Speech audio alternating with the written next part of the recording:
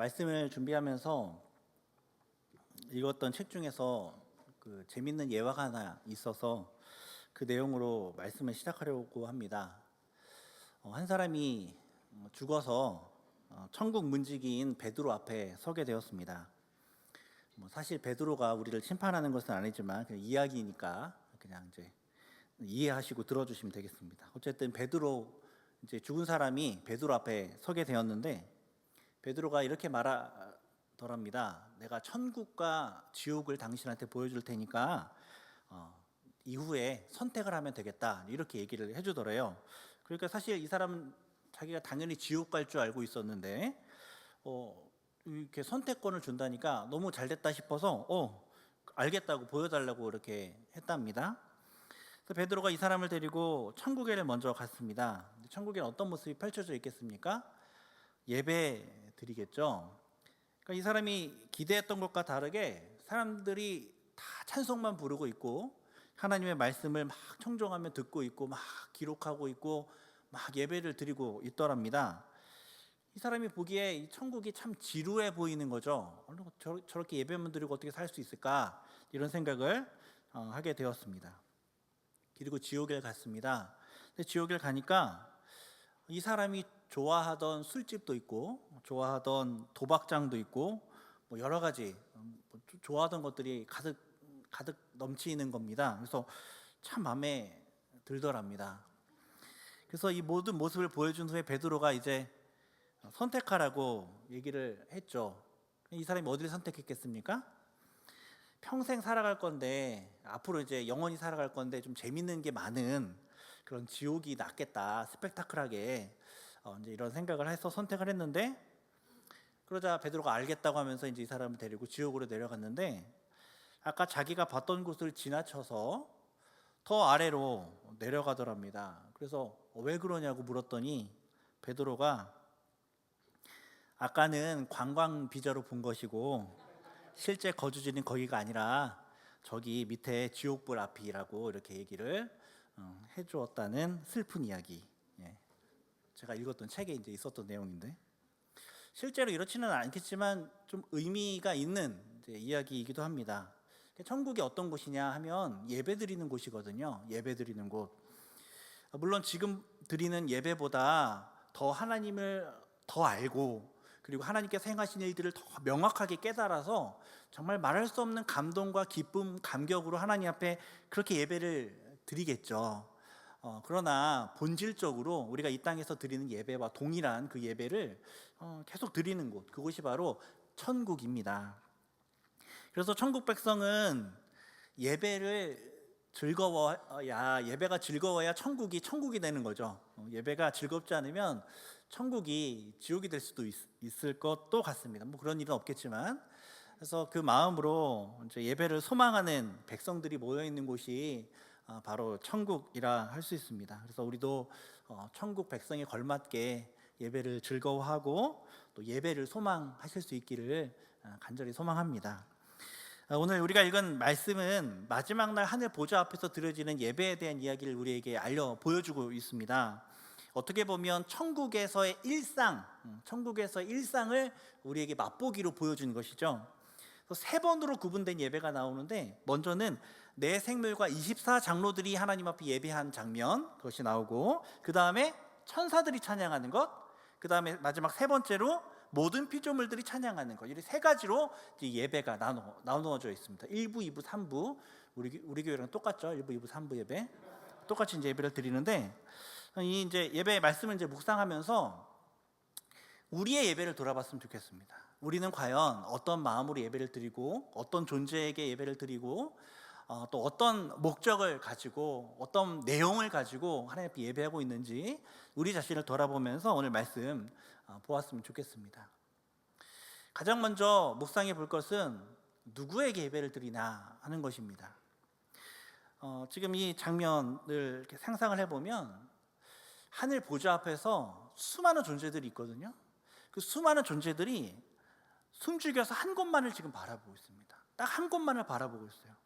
어쩌면 침 넘어가는 소리가 들릴 수 있고, 어쩌면 숨소리가 들릴 수도 있을 만한 어떤 고도에 집중된 상태로 한 곳만을 지금 바라보고 있습니다. 그곳에 누가 있습니까? 죽임 당한 것 같은 죽임 당한 어린 양, 죽임 당한 어린 양이 서 있습니다. 제가 양을 기르진 않아서 정확히 모르지만 어린 양 하면 참 연약해 보이는 이미지 아닙니까? 거기에 죽임 당한 어린 양이라 하면 얼마나 참 보잘것없고 얼마나 약해 보일까요? 그런데 지금 천상의 모든 존재가 그 어린 양만을 바라보고 있는 거예요. 그 어린 양만을 소망하고 있는 겁니다. 그 어린 양만, 정말 간절한 소망의 눈빛으로 이 어린 양만을 바라보고 있는 상황인 거예요. 그리고 오늘 우리가 읽었던 7절 말씀을 보면 그 어린 양이 나와서 보좌에 앉으신 이의 오른손에서 두루마리를 취합니다. 그 어린 양이 하늘 보좌 앞으로 나아가 보좌 앞에 계신 이에게 두루마리를 취합니다. 그리고 이제 예배가 시작되는 거예요. 그리고 이제 그게 이제 오늘 말씀의 내용이거든요. 우리가 누구에게 경배를 드리는가? 우리가 먼저 생각을 해보아야 되는 것이죠. 그럼 이 어린 양이 나와 보좌 앞에 나아가 그 보좌에 앉아 계신 그 하나님에게 두루마리를 받는 이 장면, 이것이 어떤 의미가 있는 것인지를 우리가 좀 생각해 볼 필요가 있습니다. 오늘 나온 장면과 비슷한 장면이 구약에 하나 나와 있는 게 있습니다. 구약에 하나 딱 나와 있는 장면이 하나 있는데 혹시 어딘지 아시는 분 계시면 마음속으로 손을 한번 들어보시고, 어디냐면 다니엘입니다. 다니엘 7장을 보면 하늘 보좌에 계신 이에게 나아가는 장면이 하나 기록이 되어 있습니다. 이 구약의 유일한 장면인데 다니엘 7장 9절 말씀 보면 이렇게 기록되어 있습니다. 다니엘 7장 9절, 내가 보니 왕자가 놓이고, 왕자가 있어요. 거기에 옛적부터 항상 계신 이가 좌정하셨는데 그의 옷은 희기가 눈 같고 그의 머리털은 깨끗한 양의 털 같고 그의 보좌는 불꽃이요 그의 바퀴는 타오르는 불이며, 이렇게 기록이 되어 있죠. 우리가 요한계시록에서 많이 보았던 장면입니다. 하나님이 앉아 계신 왕자가 여기 나오죠. 그리고 다니엘 7장 13절을 보면 또 이렇게 기록되어 있는데, 내가 또 밤 환상 중에 보니 인자 같은 이가 하늘 구름을 타고 와서 옛적부터 항상 계신 이에게 나아가 그 앞으로 인도되매. 그러니까 그 보좌에 앉아 계신 이에게 인자 같은 이가 나아가는 거죠. 그 보좌에게 나아가는 장면, 오늘 우리가 읽은 말씀과 동일한 상황인 거죠. 동일한 상황. 보좌 앞으로 인자 같은 이, 오늘 요한계시록엔 어린 양이 나아가는 겁니다. 그래서 이 공통점이 있는 거예요, 다니엘에서. 그래서 우리가 오늘 요한계시록의 말씀을 보면서 초대교회 성도들이 어떤 것을 떠올렸을 것이냐면 다니엘 7장의 말씀을 떠올렸을 겁니다. 이 구약을 잘 알고 있기 때문에 이 다니엘 7장 말씀을 떠올렸을 겁니다. 그래서 이 의미가 어떤 의미인지를 다니엘 7장을 통해서 아마 더 이렇게 보완했을 겁니다. 그래서 어떤 내용인지 다니엘 7장에 이 장면이 담고 있는 의미를 좀 더 구체적으로 설명하고 있는데, 다니엘 7장 14절을 보면 그에게 권세와 영광과 나라를 주고, 그 장면이라는 거예요. 권세와 영광과 나라를 주고, 또 모든 백성과 나라들과 다른 언어를 말하는 모든 자들이 그를 섬기게 하였다. 그래서 그의 권세가 소멸되지 아니하는 영원한 권세고 그의 나라가 멸망하지 않을 것이다. 지금 이것을 의미한다는 겁니다. 이 장면이. 보좌 앞으로 나아간 어린 양이 하나님으로부터 모든 권세를 받게 되고 그 나라를 받게 된다는 것이죠. 하나님 나라를 다스릴 모든 권세와 영광을 위임받게 되는 그 장면이라는 겁니다. 그래서 이제 모든 백성과 모든 민족 가운데서 하나님을 섬기게 될 것을 말씀하고 있는 거죠. 또 다니엘 7장 18절을 보면 지극히 높으신 이의 성도들이 나라를 얻으리니 그 누림이 영원하고 영원하고 영원하리라. 그 어린 양만 왕권을 얻는 것이 아니라 그 어린 양의 백성들조차 이 하나님의 나라를 누리게 될 거다.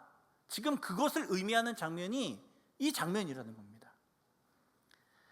그래서 다니엘 7장에서 인자 같은 이가 보좌 앞으로 하나님 보좌로 나아가는 이 장면을 통해서 하나님께서 보여주시는 가장 중요한 의미가 무엇이냐면 하나님 나라의 통치가 보좌 앞으로 나아간 이에게 위임되는 장면이라는 겁니다.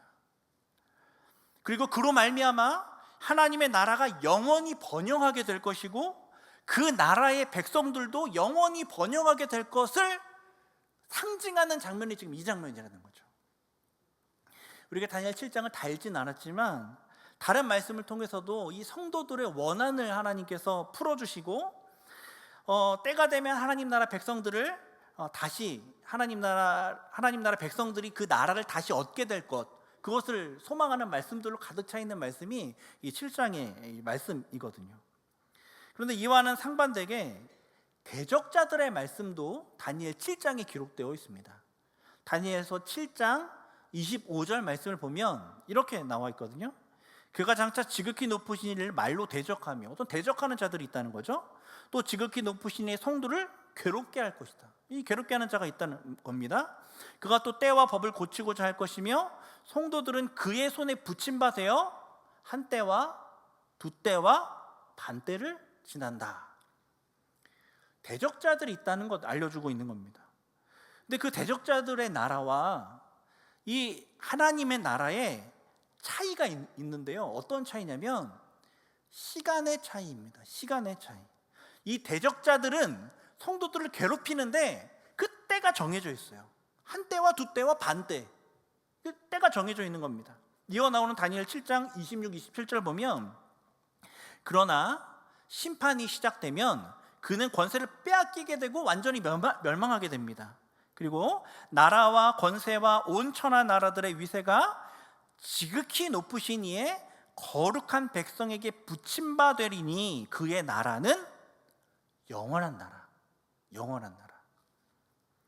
심판이 시작되면 대적자들은 그 권세를 빼앗기게 된다는 거예요. 완전히 멸망하게 된다는 겁니다. 대적자들의 나라의 그때는 한 때와 두 때와 반 때이지만 하나님의 나라는 영원하게 될 것이다.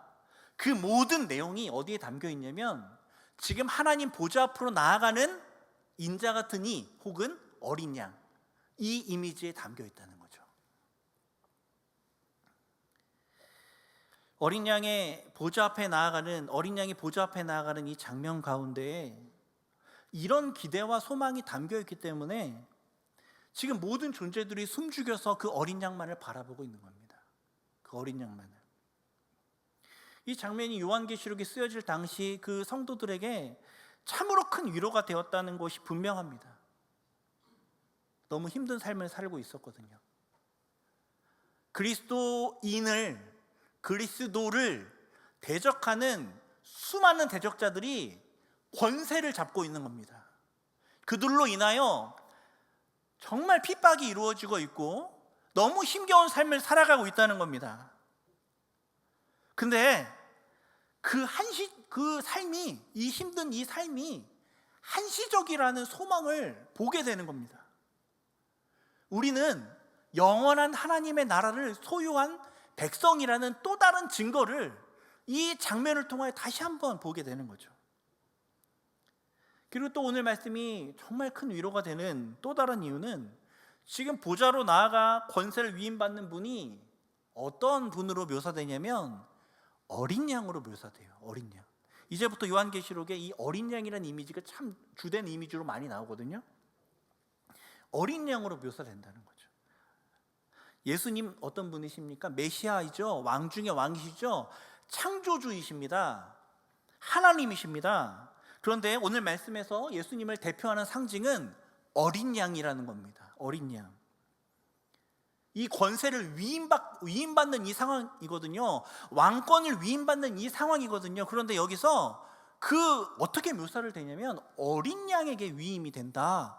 이렇게 지금 묘사되고 있는 겁니다. 보통 우리가 우리는 아니죠. 왕위를 계승하지 않으니까 왕위를 계승할 때 이 계승받는 사람, 차기 왕이죠. 차기 왕의 권위를 높이는 것이 일반적입니다. 그래야 왕권이 강화될 거 아닙니까? 왕권을 견고히 세우기 위한다면 차기 왕이 이 계승이 적절하다는 것을 사람들에게 더 보여주고 알려주어야 하지 않겠습니까? 그래서 계승받는 이 후계자가 정말 뛰어난 사람이다, 자격이 있는 사람이다, 이것을 알려주어야 할 것 아닙니까? 그런데 오늘 이 하늘 보좌 앞에서의 모습은 왕 중에 왕이 권위를 이어받는다라고 기록하지 않습니다. 태초부터 함께 계신 창조주가 이 왕권을 이어받는다 말씀하지 않습니다. 누가 보좌 앞으로 나아갑니까? 어린 양이 보좌 앞으로 나아가는 거예요. 어린 양이. 계승자의 자격이 다른 것이 아니라 어린 양이라는 것이죠. 어린 양. 어린 양으로 자격을 얻으셨다는 거예요. 어린 양으로.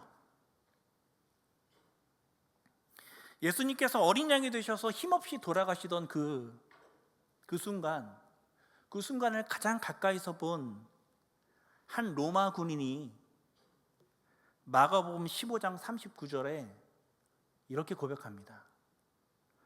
예수를 향하여 섰던 백부장이 그렇게 숨지심을 보고 이르되 이 사람은 진실로 하나님의 아들이었도다 하더라.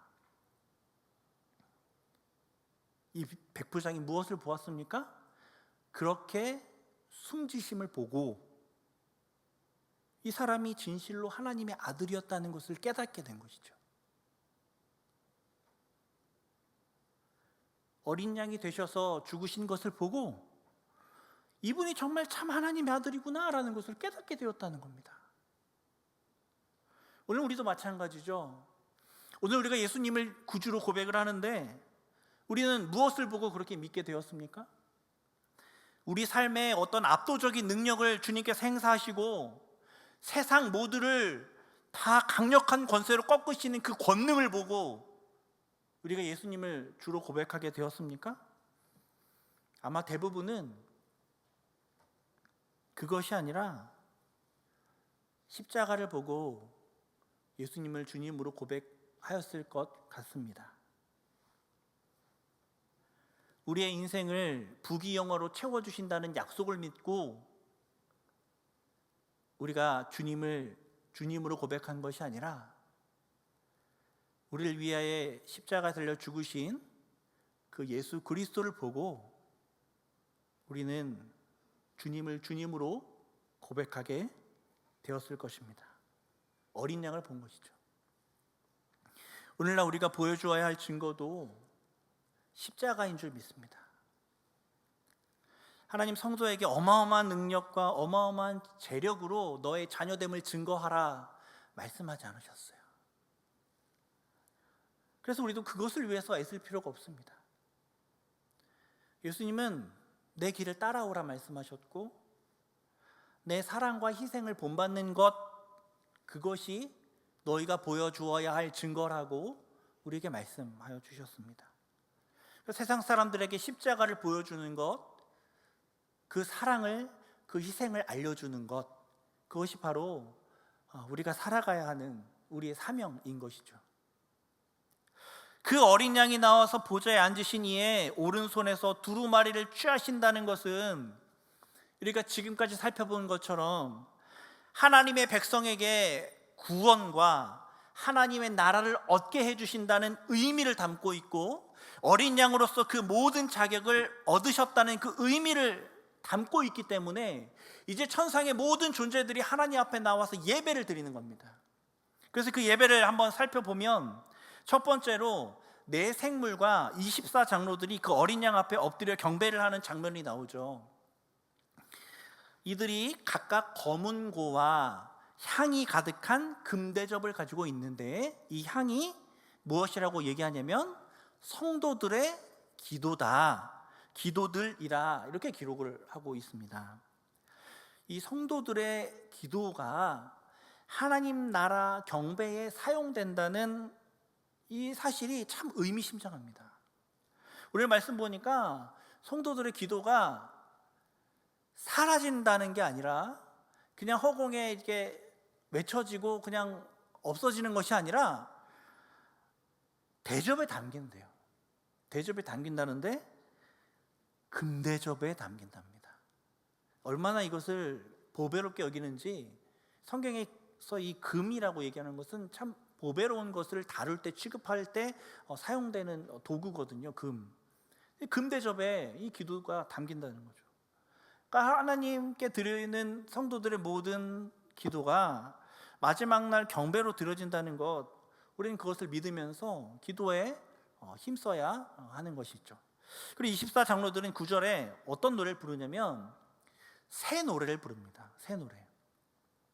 우리는 시편에서도 새 노래로 찬양을 한다라는 이제 이런 고백들을 종종 보게 됩니다. 그러면 새 노래를 부른다는 것이 무슨 의미일까요? 새 노래를 부른다는 것. 모르는 찬양을 불러야 된다. 새롭게 날마다 작곡을 해서 새로운 노래를 불러야 된다라는 의미는 아니겠죠. 그것은 아닙니다. 새 노래라는 의미는 출애굽한 백성들이 출애굽기 15장을 통해서 이 하나님께서 이전에는 보여주지 않으셨던 큰 역사, 그 새 역사, 그 구원의 새 역사를 경험하고 나서 하나님 앞에 새 노래로 찬양을 부르거든요. 그 구원의 은혜, 그 새롭게 경험하게 된 그 구원의 은혜, 그것을 새 노래, 새 찬양이라고 말하는 겁니다. 창조의 역사, 거기에서 이제 구원의 새 역사, 그 구원의 새 역사를 찬양한다라는 의미로 새 노래라고 부르는 것이죠. 이전에는 우리를 창조하시고 보살펴 주시는 은혜를 찬양하였다면, 이제는 정말 놀라운 역사로 우리를 구원해 주신 그 구원의 역사를 새롭게 찬양한다는 겁니다. 처음 만난 사람에게 서로를 칭찬해 보세요라고 여기 앞에 나와서 서로를 칭찬해 보세요 이렇게 얘기를 하면, 처음 만난 사람이니까 무슨 칭찬하겠습니까? 아유, 옷이 참 잘 어울리십니다. 아유, 미소가 참 아름다우십니다. 뭐 키가 크십니다. 뭐 이런 식의 칭찬, 겉으로 보이는 것만 칭찬할 수밖에 없겠죠. 그런데 만약에 한 20년 동안, 한 30년 동안 같이 사신 부부를 옆에 모셔다가 서로를 이제 칭찬해 보라고 이제 하라고 합니다. 그러면 10중 8구 부부 싸움을 할 수도 있겠지만, 서로 정말 칭찬을 하게 된다면, 부부가 칭찬을 하게 된다면, 처음 만난 사람에게 하는 칭찬과는 비교가 안 될 정도로 더 깊은 사랑과 감사의 마음을 담은 칭찬을 할 수 있지 않겠습니까? 새 노래가 그런 의미예요. 이전에 미처 알지 못했던 하나님을 향한 사랑과 은혜를 깨닫게 되어서 더 큰 감동과 기쁨으로 하나님 앞에 찬양을 하게 된다는 겁니다. 그래서 날마다 이 새 노래로 찬양을 하는 것이 우리가 하나님 앞에 예배드려야 하는 또 중요한 방향성 중에 하나입니다. 새 노래로 찬양하는 것. 이제 새 노래로 찬양하는 그 내용을 살펴보면, 어린 양께서 두루마리를 가지시고 그 인봉을 떼기에 합당하다는 것을 찬양하는 것이죠. 그리고 그 자격, 그것은 죽임을 당하사 각 족속과 방언과 백성과 나라 가운데서 사람들을 피로 사서 하나님께 드리심으로 얻게 되었다. 이 내용을 하나님 앞에 찬양을 하고 있는 겁니다. 그러니까 우리가 계속 앞서 살펴보았던 것처럼 어린 양으로서 자격을 얻으신, 그리고 그래서 우리를 구원하신 그 주님을 찬양하는 것이죠. 그래서 그 주님이 우리를 어떻게 하실 것이냐면, 우리를 하나님 앞에서 나라와 제사장으로 삼으실 것, 땅에서 왕이 되게 하실 것, 그것을 하나님 앞에 고백하면서 정말 감격 가운데 하나님을 찬양하게 되는 것입니다. 제사장, 기도를 드리고 복을 주는 존재가 제사장입니다. 왕, 승리할 수 있도록 다스리는 존재가 왕입니다. 하나님이 성도를 제사장이고 왕으로 삼아주셨답니다. 요한계시록에 쓰여질 당시 성도들은 사회 악으로 여겨지고 손가락질을 받았습니다. 궁핍하고 비루한 삶에 거의 사회의 거의 가장 아래 계층으로 살아가고 있었습니다. 그런데 하나님은 그렇지 않다 말씀하는 것이죠. 이미 내가 너희를 제사장으로 왕으로 삼아 주었다 말씀하고 있는 겁니다. 사실 성도는 복음으로 복을 주는 존재이죠. 십자가로 승리를 알려주는 존재입니다. 세상의 눈으로 볼 때 성도들의 모습은 제사장이나 왕과 같은 모습과 거리가 멀지 모르겠으나 이미 우리는 제사장이고 왕이라는 사실을 믿으심으로 그 감격 가운데 하나님을 찬양하는 것입니다. 그것이 우리 경배 가운데 담겨 있어야 하는 마음인 것이죠. 그리고 두 번째로, 첫 번째 끝났고 두 번째로 수많은 천사들이 경배를 합니다. 수많은 천사들이 11절에 내가 또 보고 들으매 보좌와 생물들과 장로들을 둘러선 많은 천사의 음성이 있으니 그 수가 만만이요 천천이라 이렇게 기록이 되어 있습니다. 만만 천천 되는 천사들은 만 곱하기 만, 천 곱하기 천이라는 뜻이거든요. 1억 혹은 100만이라는 뜻이죠. 근데 실제 천사의 수를 말한다기보다는 셀 수 없이 많은 천사들을 의미하는 겁니다. 그 셀 수 없이 많은 천사들이 하나님 앞에 찬양을 하는 거예요.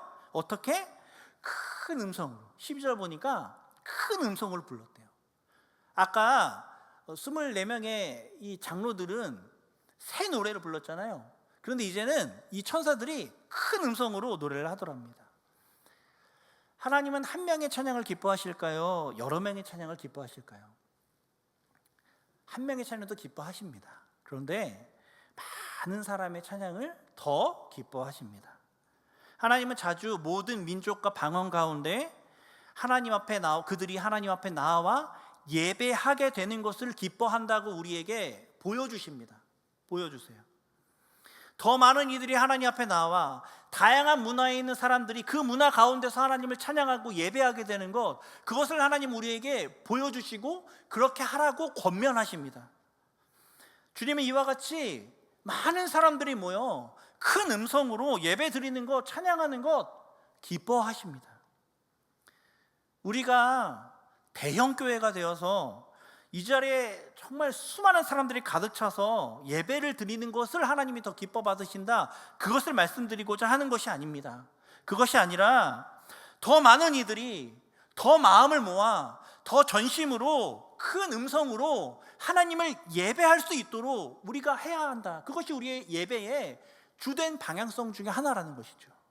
나 혼자만 예배드리는 것에 만족하는 것이 아니라 함께 예배드릴 수 있도록, 더 많은 사람들이 예배드릴 수 있도록 그렇게 기도하고 수고하는 것이 예배드리는 자의 중요한 방향성이라는 것이죠. 그렇게 큰 음성으로 어떤 찬양하는지 보니까 받으시기에 합당하다는 찬양을 드립니다. 주님 받으시기에 합당합니다, 이 찬양 드리는 거죠. 12절을 보면 큰 음성으로 이르되 죽임을 당하신 어린 양은 능력과 부와 지혜와 힘과 존귀와 영광과 찬송을 받으시기에 합당하도다, 이렇게 경배를 하는 겁니다. 우리의 경배에는 주님이 받으시기에 합당하다라는 그 의미가 담겨 있어야 하는 줄 믿습니다. 능력이 주님께 합당하고, 우리의 모든 필요가 주님께 있는 것이 합당하고, 우리의 모든 지혜가 주님께 있다는 것이 합당하고, 승리케 하시는 힘이 주님께 있다는 것이 합당하고, 모든 존귀와 영광과 찬송이 주님께 합당하다는 그 마음의 고백, 그 소망이 우리 예배 가운데 있어야 하는 것이죠. 마지막으로 3부인데요, 모든 예배가, 모든 피조물들이 하나님 앞에 경배를 하게 됩니다. 모든 피조물들. 13절을 보면 내가 또 들으니 하늘 위에와 땅 위에와 땅 아래와 바다 위에와 또 그 가운데 모든 피조물이 이르되 보좌에 앉으신 이와 어린 양에게 찬송과 존귀와 영광과 권능을 세세토록 돌릴지어다, 이렇게 기록하고 있습니다. 24장로는 새 노래로 찬양을 하였고, 수많은 천사들은 큰 음성으로 찬양을 하였는데, 모든 피조물들은 하늘 위, 땅 위, 땅 아래, 바다 위, 그 가운데에서 찬양을 합니다. 자신이 지금 현재 있는 곳에서 하나님 앞에 찬양을 드리는 것이죠. 이것이 우리 예배의 주요한 방향성 중에 또 하나입니다. 우리는 새 노래로 하나님 앞에 예배를 드려야 하고, 큰 소리, 큰 음성으로 경배를 드려야 하는데 또 우리가 있는 모든 자리에서 또 예배를 드려야 합니다. 그래서 이 피조물들이 무슨 내용으로 찬양을 하는지 보면 보좌에 앉으신 이와 어린 양에게 찬송과 존귀와 영광과 권능을 세세토록 돌릴지어다. 세세토록 돌릴지어다 라고 찬양을 합니다. 세세토록 돌릴지어다. 이 주님께 올려드리는 이 예배가 끊어지지 아니하고 세세토록 영원토록 올려드려지길 원한다라고 그 마음을 고백하며 하나님 앞에 경배를 드리는 겁니다. 24장로들은 어린 양으로서 하나님께서 우리를 구원하셨던 그 구원의 역사를 찬양하였고, 천사들은 모든 능력과 지혜와 영광을 받으시기에 합당하다는 찬양을 드렸다면, 이 모든 피조물들은 그 예배드림이, 그 영광이 세세토록 영원토록 하나님 앞에 돌려지기를 원한다라는 마음으로 찬양을 하고 있는 겁니다. 끊어지지 아니하고 영원토록 이 예배가 드려지게 하여 주옵소서. 오늘 말씀 준비하면서 저는 제가 드리는 예배를 돌아보게 되었습니다. 누구에게 예배를 드리고 있는지에 대해서 분명하게 인식하고 있는가, 그 감격이 저에게 있는가, 오늘 말씀 보면서 생각하게 되었습니다. 오늘 말씀 보면서 예배를 드리는 대상 어린 양이십니다. 더 정확히 말하면 자격을 갖추신 어린 양이십니다. 그에 대한 감사와 감격이 우리에게 있는지 우리는 이 말씀 보며 돌아보아야 합니다. 그리고 우리는 우리의 예배가 새 노래로, 큰 소리로 우리가 거하는 모든 자리에서 드려져야 한다는 말씀을 듣게 됩니다. 그래서 우리는 오늘 말씀 보면서 우리가 정말 날마다 새롭게 깨달은 하나님에 대한 은혜, 그 감격으로 새롭게 예배를 드리고 있는가? 혼자가 아니라 함께 예배 드리기 위하여 힘쓰고 있는가?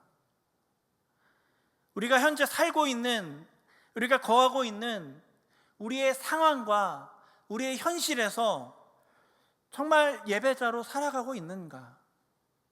우린 돌아보아야 합니다. 동시에 예배의 내용도 돌아보게 되는데, 주님께서 베풀어 주신 그 구원에 대한 감사도 있지만 영광 받으시기에 합당한 하나님의 존재에 대한 경배도 우리에게 있어야 하고, 시대와 공간을 초월하여 영원히 찬양받으셔야 할 것에 대한 경배의 마음도 우리 가운데 있어야 한다는 것을 우리가 오늘 말씀 통해서 보게 되는 것이죠. 참 많은 내용들이 있습니다. 하나님이 행하신 일, 하나님의 성품, 하나님의 능력, 하나님의 지혜, 그 모든 세세한 것들 다 기억하면서 우리가 하나님 앞에 찬양을 올려드릴 수 있어야 하는 것이죠. 우리가 그만큼 하나님을 묵상하고, 우리가 그만큼 하나님의 영광에 대하여 깊이 생각하며 예배를 드리는가 돌아보게 되는 것입니다. 이 하늘 보좌 앞에서, 이 어린 양 앞에서의 예배가 오늘날 우리의 예배가 되기를 간절히 소원합니다. 오늘 말씀 기억하면서 우리 함께 기도하실 때, 하나님, 정말 우리의 예배가 하나님 기뻐 받으시는 예배가 되기를 소망합니다. 하나님, 정말 우리가 정말 날마다 하나님 앞에 감격 있는 예배를 올려드릴 수 있는 예배자가 되기를 소망합니다. 어린 양이신 그 주님 앞에 설 때 그 감동과 그 경배의 마음이 매 예배 시간 가운데 우리 가운데 넘치게 하여 주옵소서.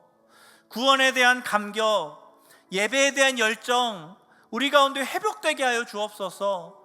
예배자의 삶이 우리의 삶에 회복되게 하여 주옵소서. 하나님에 대하여 더 알고 싶은 마음이 더 많이, 더 풍성하게 경배드리고 싶은 마음이 우리 마음 가운데 회복될 수 있도록, 우리 교회 가운데 회복될 수 있도록 하나님, 우리와 우리 자녀와 우리 교회 가운데 역사하여 주옵소서. 이 시간 말씀 통해 각자 주신 기도 제목 가지고 우리 주님 이름 부르짖고 함께 기도하며 나가겠습니다. 주여, 아버지 하나님, 우리가 하나님의 말씀을 우리 마음 가운데 새기며 우리 자신을 돌아보며 하나님 앞에 기도하게 됩니다. 어린 양이신 주님께서 보좌 앞에 나아가 이 모든 권세를 위임받게 되고 그의 모습 보며 모든 천상의 존재가 하나님 앞에 예배드리게 되는 이 장면, 우리가 마음속으로 그리며 우리가 주님 말씀 주신 말씀으로 우리가 그려보았을 때 우리의 삶의 예배를 돌아보게 됩니다. 주님, 우리 가운데 잃어버린 감격 다시 회복하게 해주시고 하나님을 더 묵상하게 해주시고 하나님을 더 찬양하게 해주시고 하나님을 더 우리 마음 가운데 깊이 묵상하며 하나님 앞에 나아갈 수 있는 자 되게 해주옵소서. 지금 우리의 예배를 돌아보게 해주시고 지금 우리의 마음을 돌아보게 해주시고 지금 우리 교회를 돌아볼 수 있도록 아버지 우리 가운데 은혜로 성령으로 역사하여 주옵소서. 그래서 하나님이 기뻐 받으시는 예배의 현장이 지금 이 자리, 오늘 이 자리가 되게 해주시고, 그래서 우리가 하나님 앞에 예배 드릴 때 감격과 감사와 찬양과 경배로 정말로 하나님 앞에 올려드려지는 그 귀한 예배로 하나님 앞에 나아갈 수 있는 우리가 되게 하여 주옵소서. 하나님, 우리의 마음을 보시켜 주시고 우리의 경배를 보시켜 주시고 하나님을 아는 지혜를, 지식을 우리 가운데 보시켜 주시게 될 것들을 간절히 바라고 소망합니다. 주님 말씀하신 대로 우리 가운데 이루어 주옵소서. 사랑이 많으신 아버지 하나님, 이 시간 우리로 하나님의 말씀을 듣고 천상에서의 예배를 묵상할 수 있도록 은혜 베풀어 주심에 감사합니다. 주님, 이 감격스러운 예배의 장면을 우리가 목도하며 우리의 예배를 돌아봅니다. 우리도 하나님 앞에 참된 예배자가 되어서 하나님 앞에 잃어버렸던 그 경배의 감격들을 다시 회복하고 참된 예배자로 하나님 앞에 서는 우리가 되게 하여 주옵소서. 말씀하신 주님께서 우리 교회 가운데 온전히 이루실 줄 믿고 감사드리며 예수님 이름으로 기도드리옵나이다. 아멘.